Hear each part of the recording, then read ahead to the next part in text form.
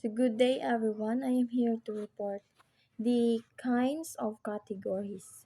So natay tulo ka categories, identity categories, equivalent categories, and coding systems. So first, natay identity categories.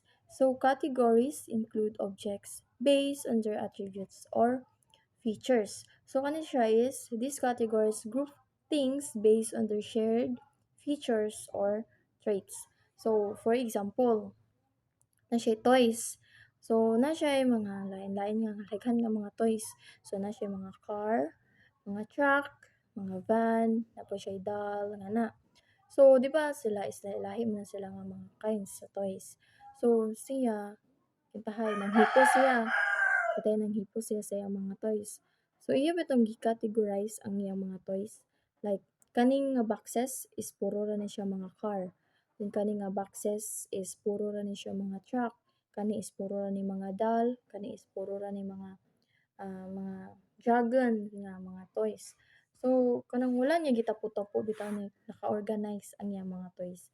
So, maka-identify siya o pareho ba na sila nga mga toys or dili.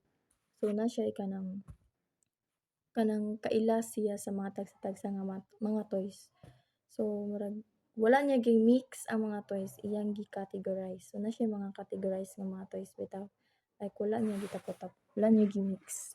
So, muna'y pasabot sa identity categories. Gitapo niya ang mga pareha nga porma, pareha nga mga mga pareha nga mga toys like og car ra jud na siya tanan.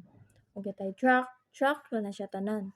Ug kitahay motorcycle nga duaan, motorcycle ra jud na siya tanan na dira. So walay nakatapo nga mga doll, walay nakatapo nga mga lahi-lahi nga mga toys. Then equivalent categories provide rules for combining categories. Equivalence can be determined by affective criteria, which render objects equivalent by emotional reactions, functional criteria based on related functions.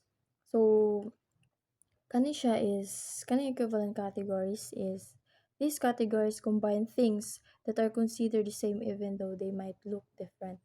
So, mura siya naka-mix. 'Di ba lahi man sa identify categories is kanang nakatipo siya.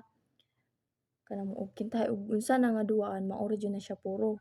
Kaning sa equivalent categories is na siya mix. So, mix siya. So, for example, so mo nang na siya three ways to decide if things are equivalent. So, sa affective criteria, things are the same because they make you feel the same way. For example, kapapi og ang kitten. So, kanang imo ra bitaw siya gi-mix, imo ra gitapo ganahan na kanan nilang tungod sa imong emotion nga na bati like ganahan ka nilang duha. So, wala na ka para nimo pareho ra sila tungod sa imong emotion. Para nimo pareho ra sila nga kanang kinds of toys. 'Di ba lahi man ang puppy, lahi sa ng kitten. So, para nimo pareho ra sila tungod depend ka sa imong emotions. So, muna ang affective criteria. Then napo tay sa functional criteria, things are the same because they do the same thing. So, for example, a car, then a truck ug van. So, lahi-lahi 'di ba na siya nga klase nga mga vehicle. Pero imo siya gi-considered as the same kay pareho ra sila nga mga vehicle. So, imo siyang gitapo sa isa kalagayan nga kanang kitay box, kitay nanghipos ka, then imo ra siyang gitapo bitaw. Kitay pud gaduwa ka. Imo siyang gi-mix as sila nga kanang kauban sila tungod kay pareho sila nga mga vehicle. So, kitahay og sa van, truck, og sa kanang kitay car. Gi-categorize nimo siya as pareho tungod kay pareho sila nga vehicle. Bisag lahi-lahi sila nga porma. Then, sa napo gitawag nga formal criteria, things are the same because someone decided they are. So, for example, ani is kanang kani siya is from the word formal. So, kanang from the word formal, it is studied by the experts. So, kintahay og apple. Dili siya bitaw kanang nahilain-lain klase nga apple. Kanang apple, apple ra jud siya wala siya lain ka pareha, wala siya lain nga kuan. So mao ra na siya, apple ra jud na siya. It is kanang gistudyhan jud bitaw nga kuan. Then kitahay kuan pod, kintahay um, mga spoon. So spoon ra gyud na siya. Wala siya lain nga kanang kapareha or lain ba nga kanang kuan. Wala siya kuan spoon ra, then fork ra gyud na siya ta's na siya purpose. Then next is coding systems. So kaning coding systems are categorized that serve to recognize sensory input. They are major organizational variables in higher cognitive functioning. Going beyond immediate sensory data involves making inferences on the basis of related categories.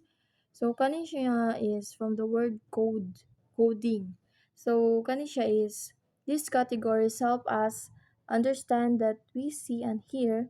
They are like a set of labels that we use to make sense of the world around us. So ang example ani is kita traffic lights.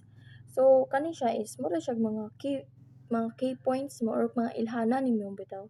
Like kani siya traffic lights. Imo siya ang sa traffic lights diba na red, na yellow, o green o mo kanang kuan na ka kanang mga traffic lights. So if mo naay red diba o red siya stop man ang sabot ana. Then if yellow it means caution or magbantay ka.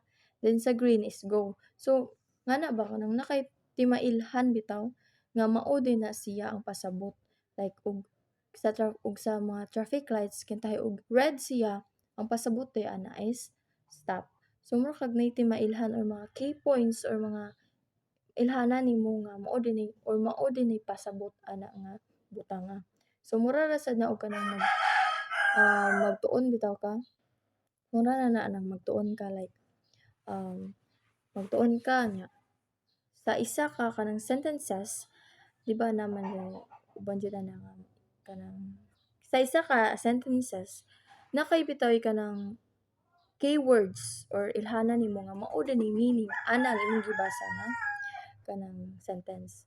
So mao ra na kanang mura kag nakay-ilhanan or from the word code nimo sa isa ka butang nga mao dinhi para makahibaw ka nga mao dinhi pasabot.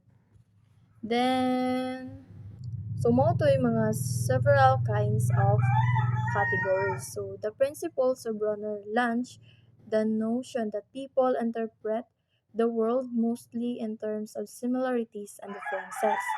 This is a valuable contribution to how individuals construct their own models or view of the world. So kita we learn by comparing things. We notice that so makasabot bitaw ta ay ito sa tuwa bitaw is kanang makakuan ta og unsay mga similarities ug differences unsay kalahian nila, unsay kanang kapareho nila. So kani siya is makatabang ni siya para kanang this help us group things together and build our own understanding of the world. So mas makatabang ni siya para mo grow ta, mo build pata og understanding og kanang parang magka-level bitaw ta, magka-level up, magka-learn, ana, makatabang ni siya para sa ato ang learnings. So, that's all for my report. So, kato siya is all about the kinds of categories. So, thank you so much for listening.